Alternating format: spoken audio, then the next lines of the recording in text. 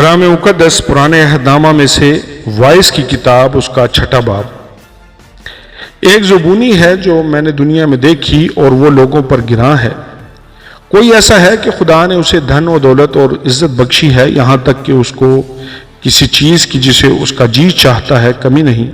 تو بھی خدا نے اسے توفیق نہیں دی کہ اس سے کھائے، بلکہ کوئی اجنبی اسے کھاتا ہے۔ یہ بطلان اور سخت بیماری ہے۔ اگر آدمی کے 100 فرزند ہوں اور وہ بہت برسوں تک جیتا رہے، یہاں تک کہ اس کی عمر کے دن بے شمار ہوں، پر اس کا جی شادمانی سے سیر نہ ہو اور اس کا دفن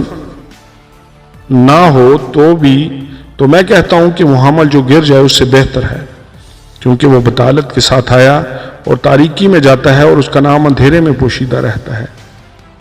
اس نے سورج کو بھی نہ دیکھا، نہ کسی چیز کو جانا، پس وہ اس دوسرے سے زیادہ آرام میں ہے۔ ہاں، اگرچہ وہ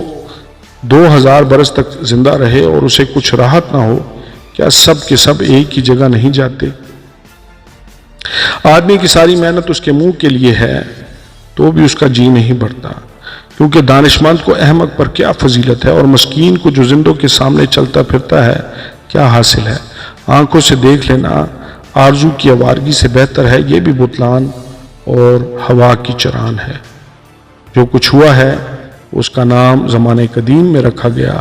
اور یہ بھی معلوم ہے کہ وہ انسان ہے، اور وہ